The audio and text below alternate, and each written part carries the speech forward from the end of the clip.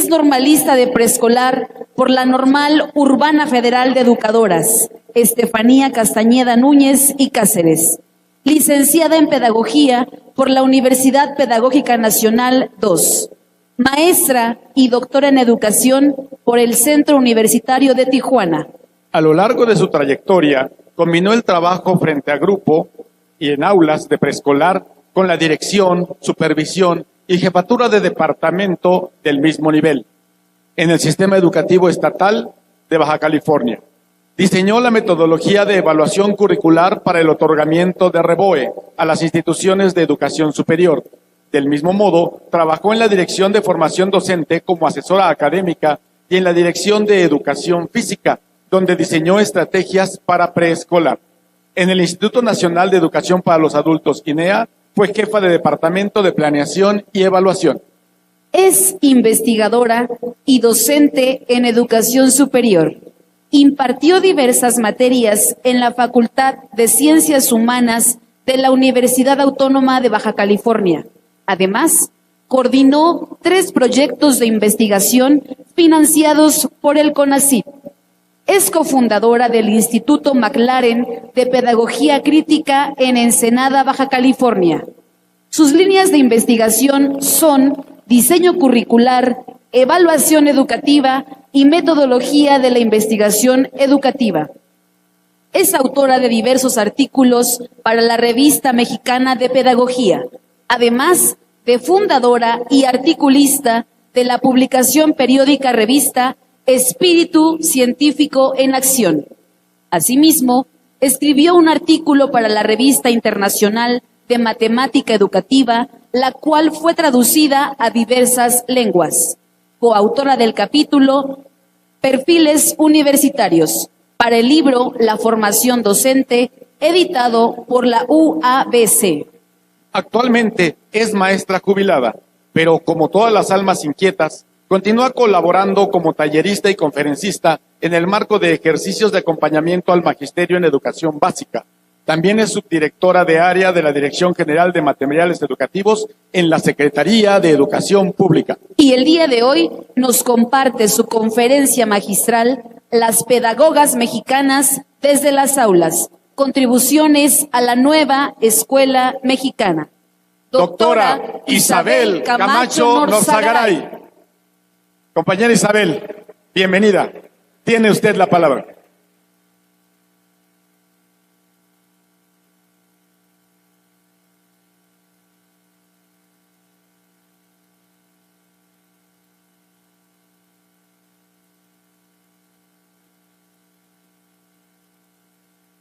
Hola, hola, muchas gracias. Un placer estar aquí con ustedes.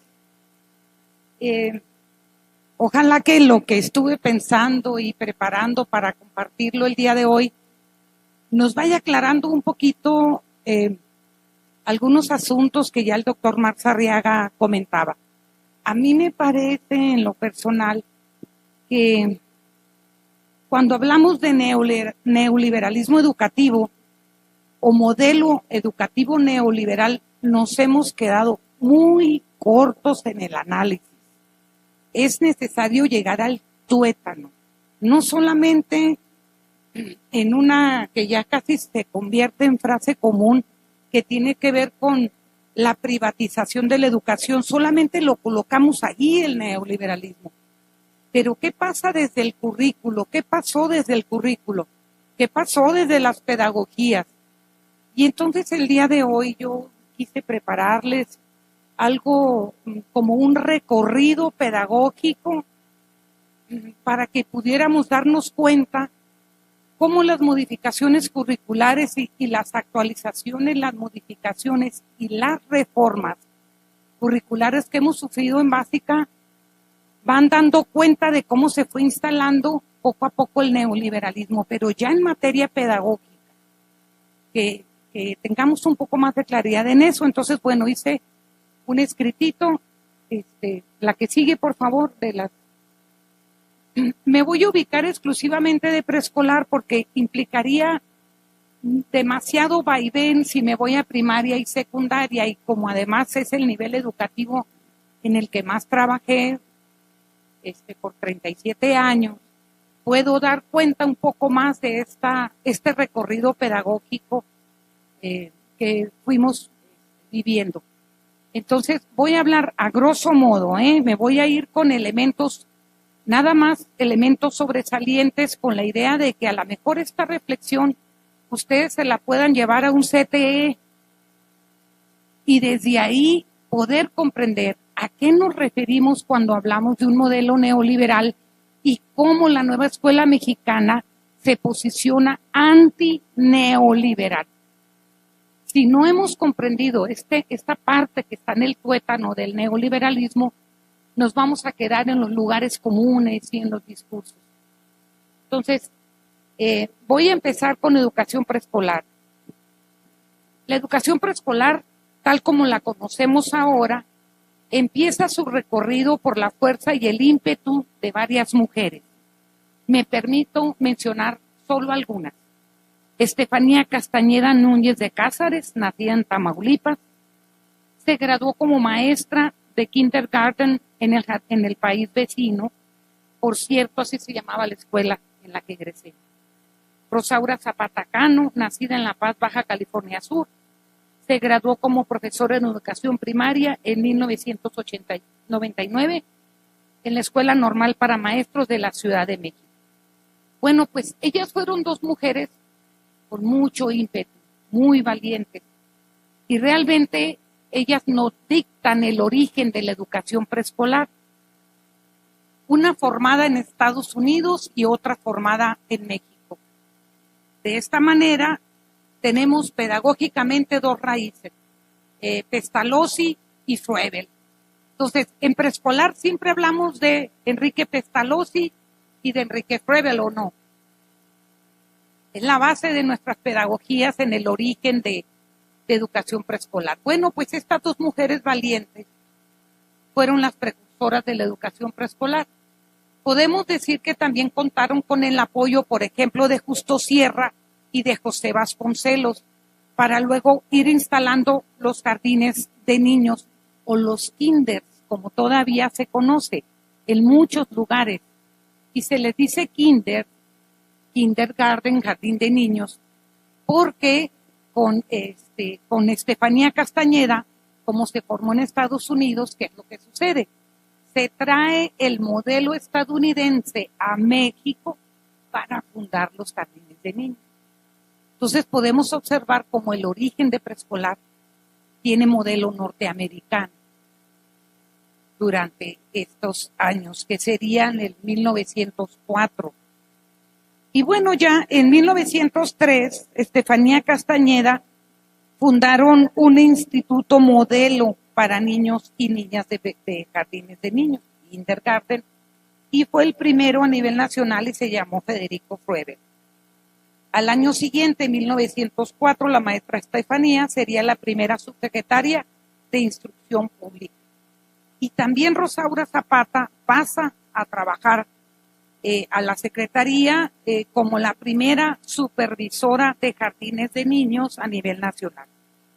Y ahí tenemos los dos orígenes importantísimos, pero cabe aclarar que en esos años la educación preescolar era 100% conductista porque se trajo el modelo norteamericano. ¿Y en qué consistía? Bueno, en dotar a los niños y niñas de un ambiente organizado, de una organización, de una disciplina, por eso mayormente conductista el modelo. Y ahí tenemos pues a Froebel y a Pestalozzi, ¿no? Bueno, la educación preescolar progresivamente fue aumentando. Y entonces en 1979, por primera vez, este nivel educativo empieza a tener un bosquejo de programa. Pero de origen, la educación preescolar, su programa era un programa compensatorio. Eso no lo podemos olvidar. Es decir, era un programa que compensaba la estimulación que por parte de las familias no se les estaba dando a los educandos, y entonces era una cierta estimulación temprana la que se les daba en educación preescolar, porque se reconocía que se carecía pues de estas estimulaciones en la mayoría de las familias y que estas estimulaciones eran necesarias para poder ingresar de una manera más equilibrada a la educación primaria. Entonces, el carácter de preescolar era compensatorio. En ese sentido, se crea. Pero hasta 1979 a educación preescolar se le empieza a dar un carácter pedagógico. Lo mismo que pasaba en primaria, lo podemos traspolar a primaria. Estaba el conductismo a todo lo que daba en primaria, así también en preescolar. Pero en 1979, a este nivel educativo, se le empieza a dar una formalidad pedagógica. Y aquí empieza, en 1979, empieza este recorrido pedagógico que hemos vivido.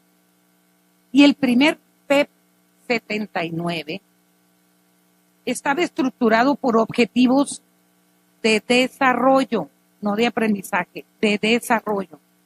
Objetivos generales y particulares, porque la base pedagógica nos decía que solo debíamos acompañar al niño y a la niña en sus procesos de maduración. Inclusive esa idea todavía está presente en educación preescolar, que debemos acompañarlos en el proceso de maduración. Y todavía se piensa desde objetivos de desarrollo, que no es lo mismo que los objetivos de aprendizaje, que lo vamos a ver en los siguientes programas. A grosso modo, la planeación en ese tiempo, en ese PEP 79, era por temas y se estimulaban áreas de desarrollo, la cognitiva, la motora, la emocional, la social y la del lenguaje. La temporalidad de la planeación era por mes y diaria. Hacíamos un bosquejo mensual, pero había que hacer una planeación diaria que había que estar reportando cada día. Entonces, como les comentaba, nuestro referente principal eran los procesos de desarrollo de las niñas y los niños de 4 a 6 años. Nuestros grandes teóricos que estudiamos en las normales y que también fundamentaban el PEP 79 fue Rossiu, Pestalozzi, Froebel, De Crowley, Makarenko y Piaget. El tipo de aprendizaje que se promovía era conductual, aprendizaje conductual para la adaptación social. Y así nos podemos ir. Lo didáctico discurría entre objetivo, contenido, actividad, recurso didáctico y evaluación. ¿Qué modalidades de trabajo teníamos en el PEP 79? Las secuencias didácticas, los centros de interés, las áreas de trabajo que posteriormente se convirtieron en los rincones de aprendizaje. Pero no teníamos propiamente un programa educativo, era un programa que abarcaba solamente el tercer grado y no tenía un perfil de egreso, sino como una especie de decálogo, ¿no?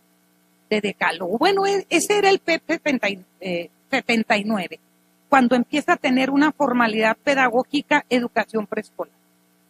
Y en las normales, para las maestras de preescolar, las educadoras, todos estos pedagogos que les mencioné, pues estaban involucrados en las materias de didáctica, de pedagogía contemporánea, pero las materias de investigación y filosofía, ahí revisábamos las grandes ideas y los grandes debates de filósofos como Platón, Aristóteles, Spinoza, Kant, Hegel y Marx. Y ahí estaba la base formativa de la educadora en ese tiempo, ¿no? En los 79. Pero ya en los 80 se empieza a generalizar más la educación preescolar y entra en acción CONAFE, porque la educación preescolar nace como una educación burguesa. Así es. Nace exclusivamente para los niños y las niñas de la clase media. Y así se institucionaliza.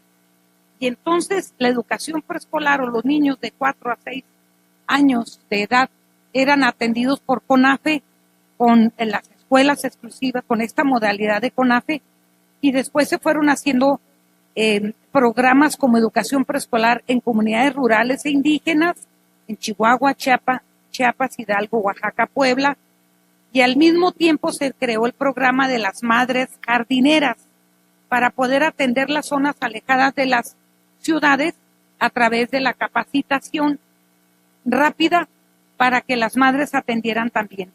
Es decir, oficialmente la educación preescolar nace para la clase media. Ahí nace. En 1981, el programa del 79 sufre una modificación y entran a la acción Margarita Arroyo y Marta Robles, que le hacen esta modificación. Entonces, cambian de unidades temáticas a unidades de acción, de planeación de actividades estimuladoras del desarrollo a situación de aprendizaje y a otras modalidades de trabajo. Se empieza a observar conductualmente y para medir a los niños y niñas se aplica el test de Lorenzo Filo. A ver, ¿quién estuvo en preescolar aquí? ¿Les aplicaron el test de Lorenzo Filo? De la evaluación estandarizada que ahora conocemos, no. Pero allí empieza con el test de Lorenzo Filo, empezamos a estandarizar y a medir, pero el desarrollo, no el aprendizaje. Me interesa mucho que vayamos ubicando en cada programa cómo se va cambiando la idea, las ideas, la pedagogía, la epistemología, todo eso va cambiando. Aquí estábamos centrados todavía en la estimulación del desarrollo, por eso el test de Lorenzo Filo, para estandarizar.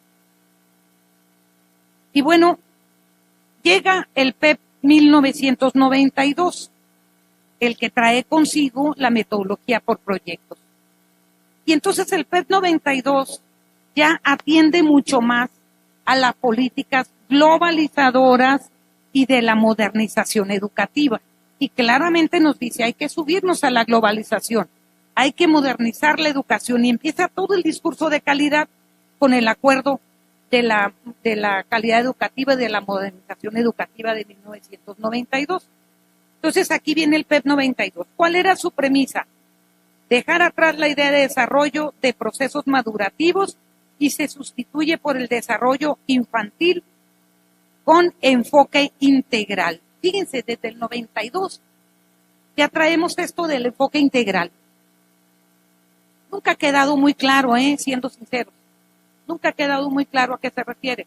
Aquí están las educadoras que no me dejarán mentir. Y se confundía con el enfoque globalizador del programa anterior del 79, pero tiene el enfoque integral en el 92. Realmente siempre quedaron confusiones. Pero bueno, ya no eran áreas de desarrollo como las que le acabo de leer. Ahora eran dimensiones de desarrollo.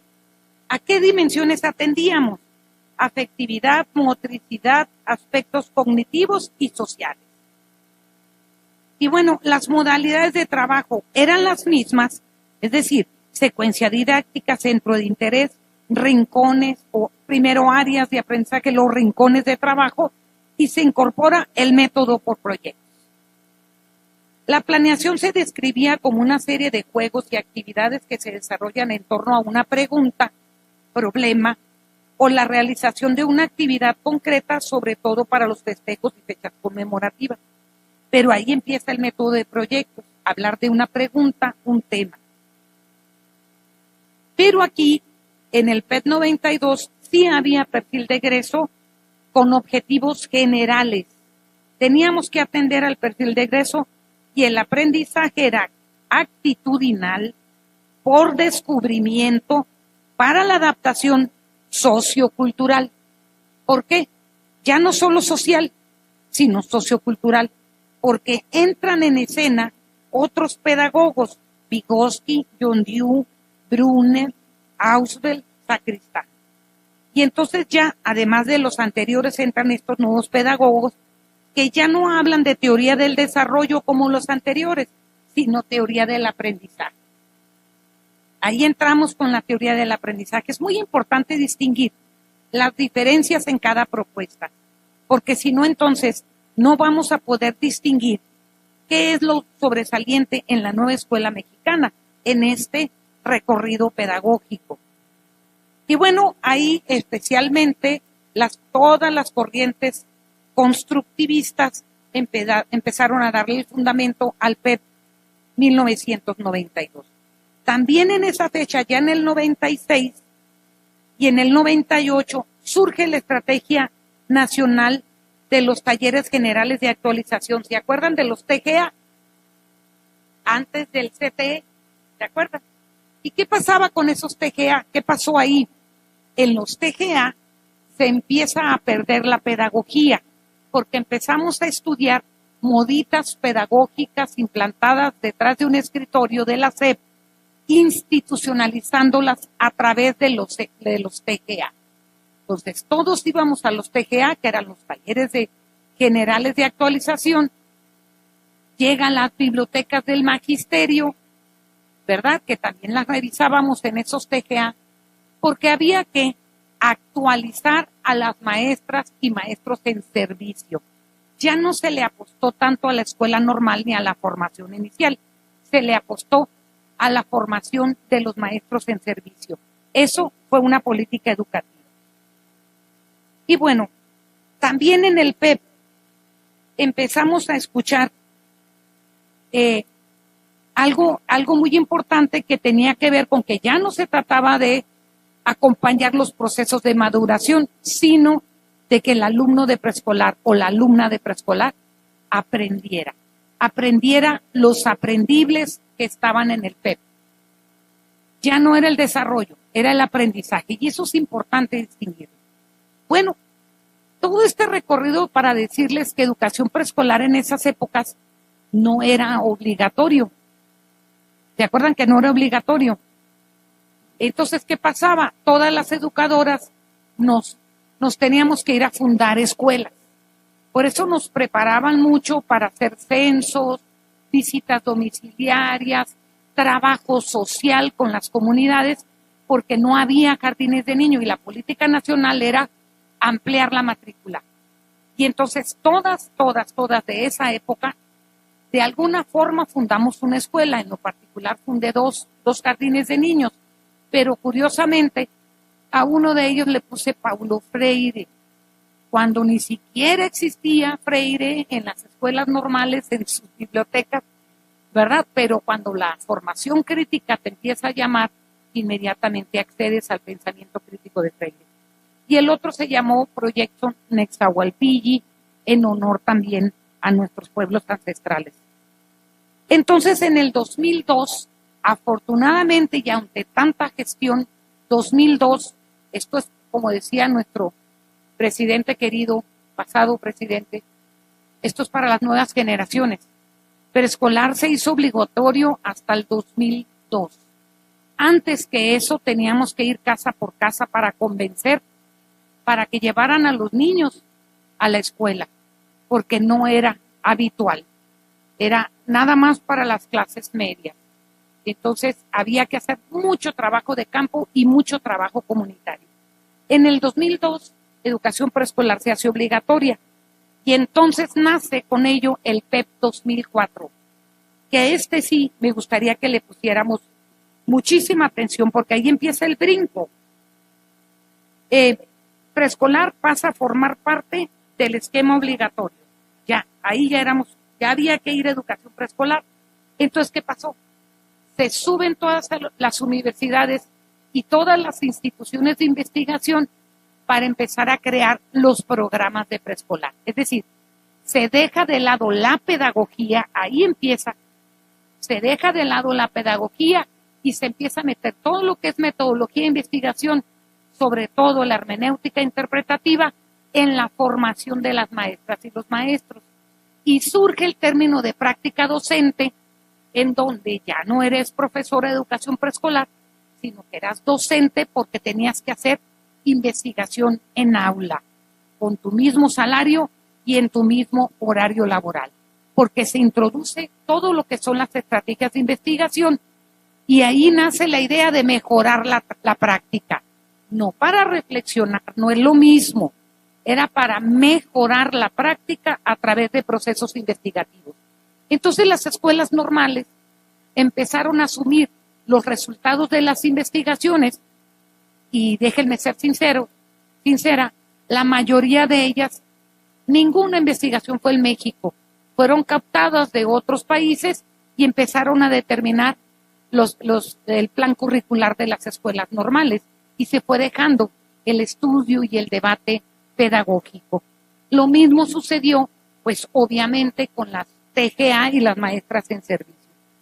Pero aquí hay una cosa importante, ahí nace la idea de que un programa debe ser piloteado primero. Por eso los opositores y la derecha pide pilotaje, porque ellos fueron los que instalaron la idea del pilotaje. Entonces, en el 2004 empezó el pilotaje para preescolar con un 5% de escuelas y luego se generalizó. Y en este mismo programa, el perfil de egreso que estaba anteriormente por objetivos de aprendizaje pasa a desarrollarse por competencias. Es decir, en el 2004 en preescolar ya hablábamos de competencias.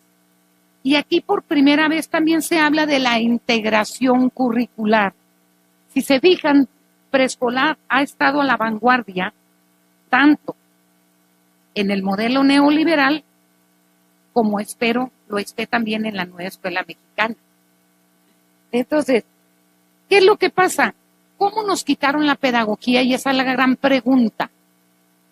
¿Cuál fue el detonante para que nos quitaran la pedagogía? Nos hicieron creer que el aprendizaje está planteado por niveles de complejidad.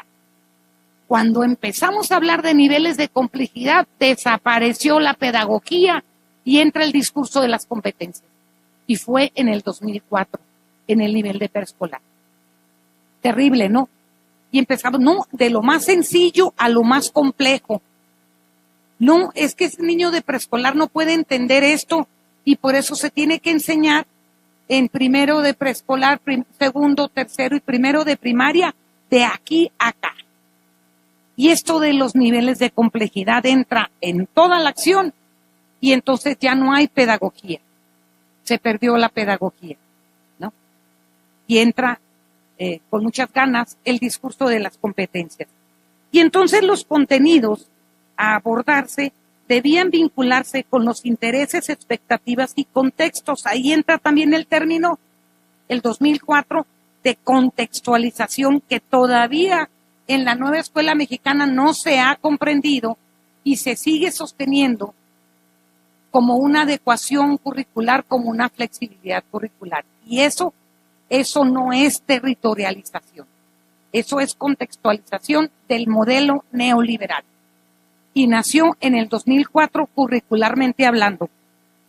Y entonces, lo que se promovía con esta contextualización o la intención de la contextualización es promover la participación activa de los educandos.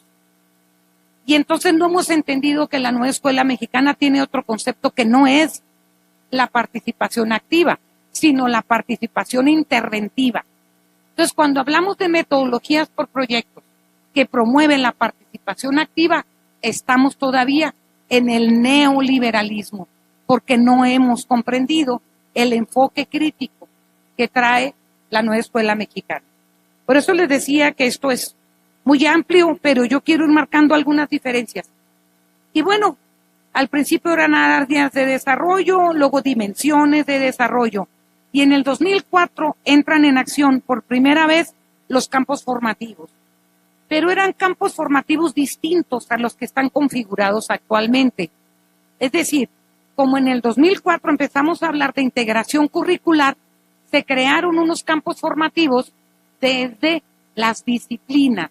Y les voy a explicar cuáles eran para los de primaria y secundaria. Desarrollo personal y social, porque todavía teníamos dimensiones de desarrollo, ¿verdad? Entonces, desarrollo personal y social, lenguaje y comunicación, pensamiento matemático, exploración y conocimiento del mundo, expresión y apreciación artística, y al último, desarrollo físico y salud. Esos eran nuestros campos formativos. Y entonces, pero teníamos que trabajarlos a partir de competencias. ¿Cómo estaba definida la competencia? Se consideraba la competencia como el conjunto de capacidades, y subrayen capacidades, porque la nueva escuela mexicana también habla de capacidades, pero no son las mismas capacidades del enfoque por competencias, para nada.